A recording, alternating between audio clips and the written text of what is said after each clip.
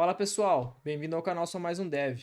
Meu nome é João e no vídeo de hoje vamos trabalhar com o nosso querido Golang. Vamos entender como o Go lida com laços de repetição, quais opções ele nos fornece e entender as diferenças sutis entre elas para que a gente não tenha problema quando tiver que implementar um tipo de solução que precise de laços de repetição. Se você é novo por aqui, se inscreva no canal, deixa o seu like e comenta aqui embaixo o que você achou desse vídeo. Bora lá!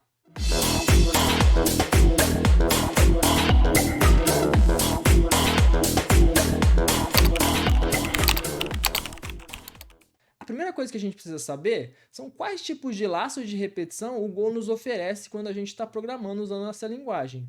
Diferente de outras linguagens populares, o Go não nos oferece comandos como while, do while para tratar com laços de repetição. A única estrutura que o Go nos fornece para esse fim é o for.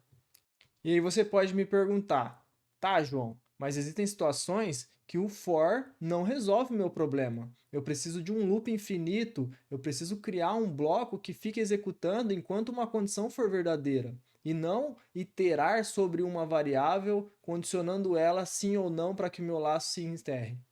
Eu não consigo fazer isso em Go? E a resposta é: consegue. Apesar da gente só ter o comando for, nós temos algumas formas de escrever o comando for para fazer aquilo que a gente quer que ele faça. A primeira opção que nós temos é o for abrindo e fechando colchetes. Simples assim. Esse comando vai fazer com que a nossa instrução dentro do corpo for fique executando eternamente, porque a gente não tem uma condição de saída. A segunda opção é utilizando for com uma expressão cujo resultado seja um booleano, ou seja, true ou false. Essa forma de escrever o for simula o comportamento de um while em linguagens tradicionais. Enquanto uma condição for verdadeira, o meu for continua executando. A terceira opção recebe uma variável, uma expressão booleana, que condiciona o nosso loop a continuar executando ou não, e uma progressão do nosso loop, normalmente incrementando a variável que a gente definiu lá atrás. Para esse tipo de for, vamos trabalhar considerando ele como for clássico. Então, a partir daqui desse vídeo, toda vez que eu me referir a for clássico, eu estou falando dessa implementação. E a última, mas não menos importante, o for utilizando o comando range. Esse recebe algumas variáveis e executa o comando range em uma outra variável que vai ser responsável por calcular a quantidade de execuções que o nosso for vai executar. Esse for, vamos trabalhar ele utilizando o nome range loop. Então, a partir de agora, toda vez que eu me referir a range loop, eu vou estar falando dessa implementação. E esse vídeo ele é focado nas opções 3 e 4. Vamos trabalhar detalhadamente cada uma delas e entender as diferenças e quando é melhor utilizar uma ou a outra opção. Começando pelo nosso for clássico. Então vamos considerar que nós temos um array de carros e esse array possui 4 posições, certo? 4 modelos de veículos. E a gente queira imprimir na tela, em linhas separadas, o nome de cada veículo. Como que a gente faz isso? Utilizando o for clássico. Então nós temos aqui o comando for, uma variável que a gente vai usar como índice, e aqui eu estou nomeando como i, mas poderia ser qualquer valor. Iniciamos ela com o valor 0. Utilizamos uma expressão que vai condicionar o nosso for a continuar executando. Então, eu estou dizendo que a minha variável i tem que ser menor que o tamanho do meu array de carros. E eu vou incrementar ela uma a uma, utilizando a opção, o comando, a expressão i++. E aí eu faço o print desse nome. Internamente, o que o Go vai fazer? Ele vai começar com a variável 0, e aí ele vai achar o meu array pegando o índice atual que corresponde ao meu valor de i. Então, na primeira execução, ele vai vir aqui e buscar o índice 0, vai imprimir o nome Onyx. Terminou a execução, ele executa o i++, logo o meu índice deixa de ser 0 e passa a ser 1. O 1 ainda é menor do que 4. Então, isso aqui é true. E ele continua executando. terminou de executar, imprimiu a posição 1, no caso o HB20, executa novamente o I++, esse cara aqui passa a ser 2, e assim sucessivamente. Então, em toda a execução do loop, ele incrementa a minha variável I, faz a verificação da minha expressão, roda o que tem que executar e no final ele incrementa de acordo com essa expressão aqui. E como funciona o mesmo problema ou a mesma solução utilizando o comando range loop? Então, a ideia aqui é a mesma, temos o mesmo array de carros, só que a sintaxe é um pouco diferente. Então, eu tenho o comando for e eu tenho o índice, o v, que a gente já vai ver o que significa, o comando range em cima de carros e o mesmo comando para imprimir. O que vai acontecer com essa execução? A primeira coisa que vai ser executada é o range carros. Quando eu executo o range de carros, internamente o Go pega esse array de referência aqui e faz uma cópia para a execução do for. E aí, para cada iteração, o Go define o valor do índice e o valor de V. Então, para cada execução dentro de um range loop, eu não preciso mais acessar o array que eu quero em questão utilizando o índice. Cada iteração é responsável por pegar cada elemento desse array e atribuir na variável v. Então, a cada execução do meu loop, v é o índice correspondente do nosso array de cópia. E é importante a gente manter em mente essa questão da cópia, porque ela vai ser muito importante numa questão que a gente vai trabalhar a seguir. Agora eu tenho um questionamento a fazer para vocês. Baseado no que a gente conversou sobre o funcionamento interno do for clássico, quando você olha para esse código aqui embaixo, você é capaz de me dizer se esse loop é um loop infinito ou ele é um loop que vai terminar quando os dois carros forem impressos? Se você respondeu que é um loop infinito, você acertou. Vamos fazer uma análise de execução ou debugar esse for para entender o porquê que a gente tem um caso de loop infinito. Então vamos lá. O nosso for começa normal, índice 0, verificando o tamanho do nosso carro e incrementando de 1 em 1. Ele faz o print do carro e por segundo, agora ele faz um append do nosso slice de carros, adicionando um novo carro. Quando esse append é feito, o meu slice de carros agora recebe um novo elemento, que é um novo carro, na posição 2. Quando o meu for executa pela segunda vez com o índice 1, ele faz a avaliação da expressão mais uma vez. E aí ele faz o cálculo do tamanho de carros em tempo de execução. Então agora o meu carros não tem mais 2 elementos, ele tem 3 elementos. E a verificação é 1 é menor que 3? É true. Então ele imprime mais uma vez o meu carro, ele faz um novo append no slice de carros. Então ele cria um novo carro aqui na posição 3. Aí aqui a minha execução para o índice 2 faz uma nova verificação no tamanho de carros, que agora é 4, e faz o mesmo processo. Então, por que isso é uma condição de loop infinito? Porque como o tamanho do carro sempre cresce a cada iteração, essa condição aqui nunca vai ser falsa. Portanto, o meu loop vai executar eternamente.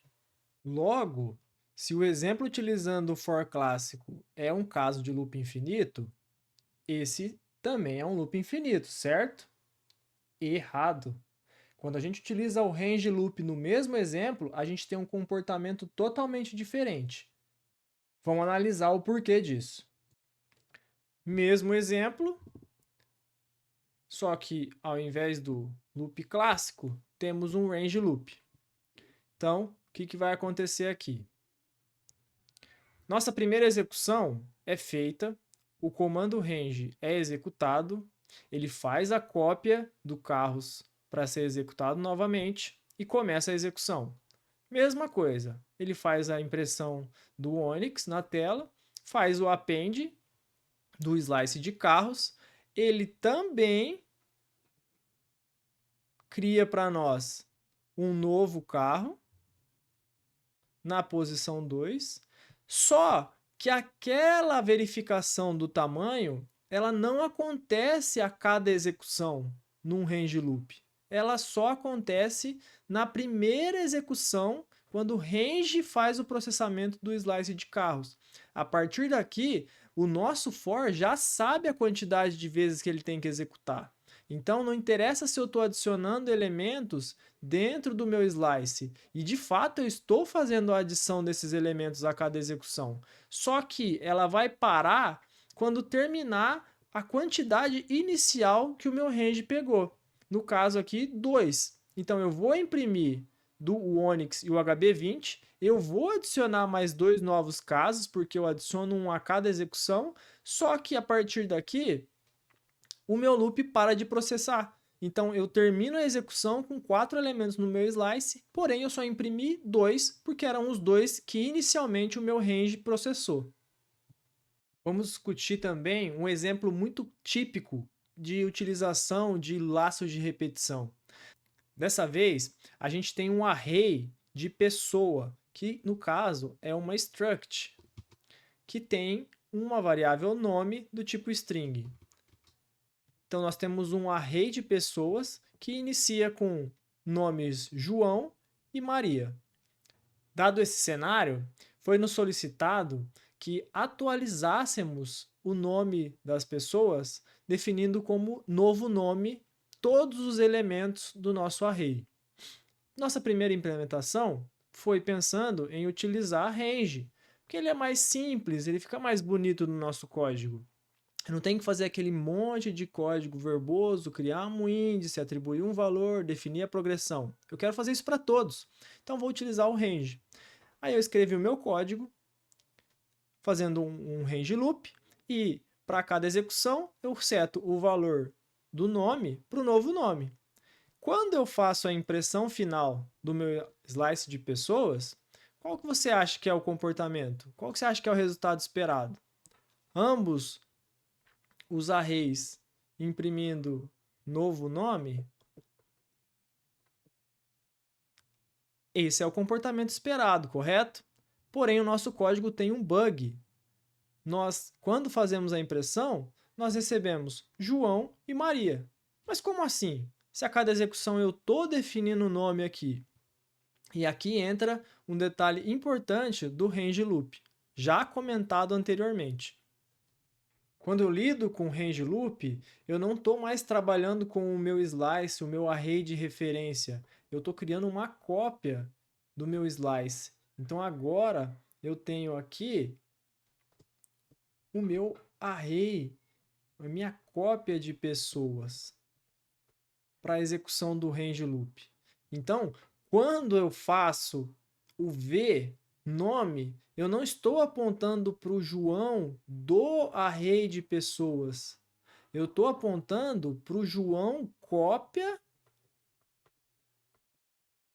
que está sendo usado para eu executar o meu range loop. Quando eu faço v nome, novo nome, não é o João das pessoas aqui que muda de nome, é o João cópia das pessoas que muda de nome. Por isso que quando eu faço a impressão das minhas pessoas, eu continuo vendo João e Maria, porque eu não estou editando os objetos que eu estou achando que eu estou editando. Eu estou editando cópias criadas pelo range para trabalhar com as repetições. Por isso que o meu código tem um bug. Então é essencial que entendamos que quando eu trabalho com range loop, eu estou trabalhando com cópias dos meus elementos que eu estou iterando, não com o elemento original. A não ser, é claro, que estejamos trabalhando com um array ou um slice de ponteiros. Aí é outro assunto, ponteiro seria assunto para um novo vídeo. Se você quer um vídeo sobre ponteiros, deixa um comentário aqui embaixo. Mas, se a gente não estiver trabalhando com ponteiros, a gente está trabalhando com cópias. E quando eu trabalho com o for clássico, eu tenho o mesmo problema, certo, João? Porque eles implementam da mesma forma. E não. Quando eu trabalho com for clássico, eu consigo ter o comportamento que eu estava esperando inicialmente. Por quê? Porque se a gente voltar para a forma como o for clássico funciona, ele não trabalha com a referência direta da variável. A única coisa que ele nos passa é o índice. E quando eu faço pessoas, índice, ponto nome, novo nome, eu estou apontando para o meu array pessoas e não para uma cópia. Então, pessoas 0, ponto nome, é o João. Quando eu faço João novo nome, ele altera dentro do array de pessoas o nome do elemento 0. Consequentemente, quando eu termino de executar o meu loop e faço a impressão das pessoas, eu tenho aquilo que eu estava esperando. Novo nome e novo nome. Porque eu, de fato, alterei o array original que eu estava iterando sobre. Então, essa é uma diferença clássica e crucial entre o range loop e o for loop. Devo usar somente um e somente outro? Não. Você precisa entender o funcionamento de cada um deles e decidir qual cenário, dado o teu caso de uso, qual é a melhor opção para ser utilizada. Por isso é importante entender, por baixo dos panos, como esses comandos são executados e como eles estão funcionando. E esse foi o vídeo de hoje, pessoal. Um vídeo mais teórico, mostrando por baixo dos panos como o Go trabalha com esses laços de repetição, entendendo as diferenças importantes de se conhecer entre uma opção e outra. Se você gostou desse tipo de vídeo, deixa o like, comenta aqui embaixo e me dê sugestões de novos temas para a gente trabalhar da mesma forma. Fica aqui o meu agradecimento, tamo junto e até o próximo vídeo.